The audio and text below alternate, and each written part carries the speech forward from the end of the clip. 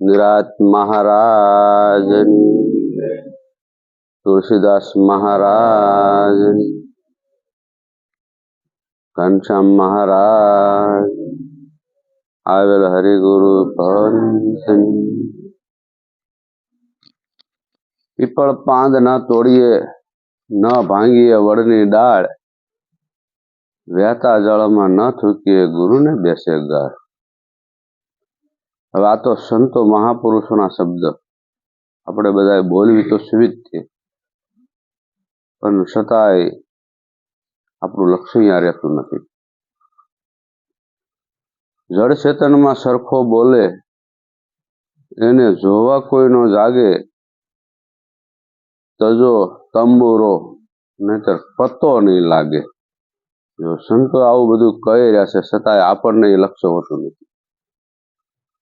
બીજું એક મેન એવું કહેવામાં આવે કે કોઈ પણ કાર્ય આપણે કરતા નહીં તો આપણી મહેનત ન હોય.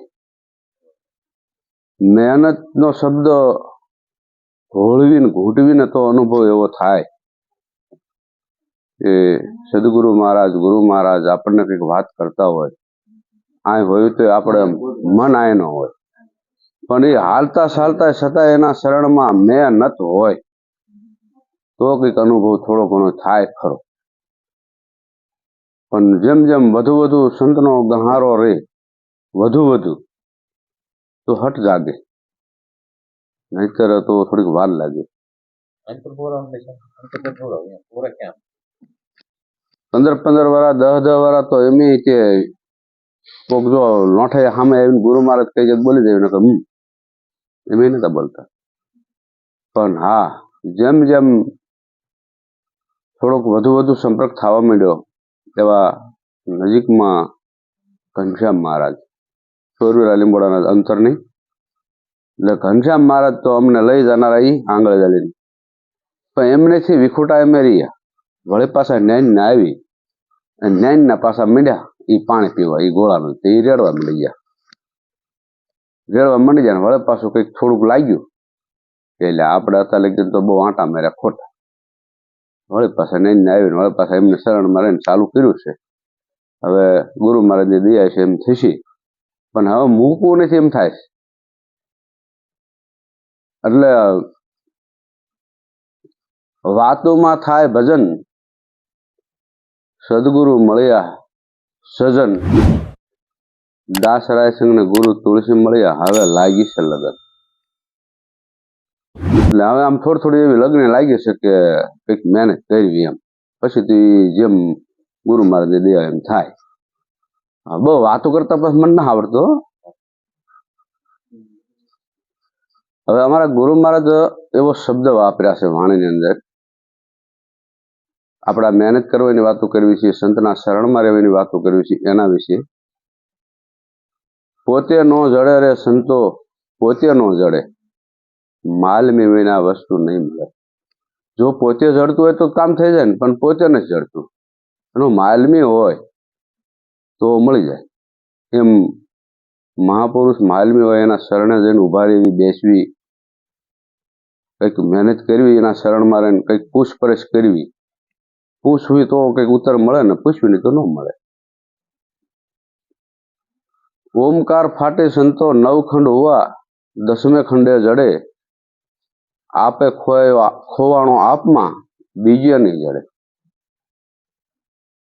આવા સંતો એ અમારા ગુરુ મહારાજના શબ્દ છે આ બધા. હવે આ શબ્દનો તો બહુ વિચાર કરવા જેવું ને. ઓમકાર ફાટી સંતો 9 ખંડ હોવા અને 10મા ખંડે જડે, આપે ખોવાણો આપમાં, બીજે નહીં જડે. હવે એ 10મા ખંડની આપણને થોડી ખબર હોય, એ તો સદગુરુ મહારાજના શરણે જ આવી તો એ દેખાડે એ આ રહ્યો તું. દશરથની વાતો કરતા હોય તો એમાં આપણને કંઈક ગમો પડે, નગર ગમો પડે નહીં. સુરા નર હોય સાલે સામા, કાયર ઉભા બડબડે, શીશ પડે ને ધડ લડે, નિજ નામના નિશાને સડે. સદગુરુ મહારાજના શરણે જ આવી ત્યારે પ્રથમ તો આપણું શીશ પાડે, અને શીશ પડે તો જ તે ધડ લડે, નકર લડે નહીં.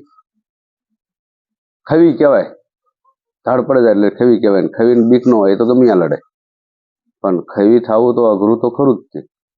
આ કોઈ સંતના શરણમાં પૂગી જાય ને સંત જો એ કાર્ય કરી દે તો ખવી બની જવાય, પછી લડાય, પછી એને બીક ન હોય, ભય વગર ન થઈ જાય. પિંડ શું બ્રહ્માંડે સડે તો મૂળ વચન જડે. પિંડ કહેતા શરીર. પિંડ શું બ્રહ્માંડે સડે તો મૂળ વચન જડે. હવે બ્રહ્માંડે સડવું છે, પણ ત્યાં સડવા માટે તો કે એવા પગથિયા કે નિહાણી કે જડતું નથી.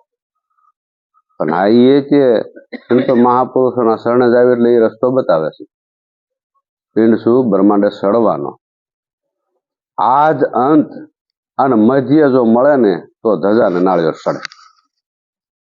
હવે બોલો, હવે તો એમ કીધું કે આજ અંત અને મધ્ય જો મળે તો ધજા ને નાળિયેર સડે. પોતે નો જડે, સંતો પોતે નો જડે, માલમી વિના વસ્તુ નહીં. એમ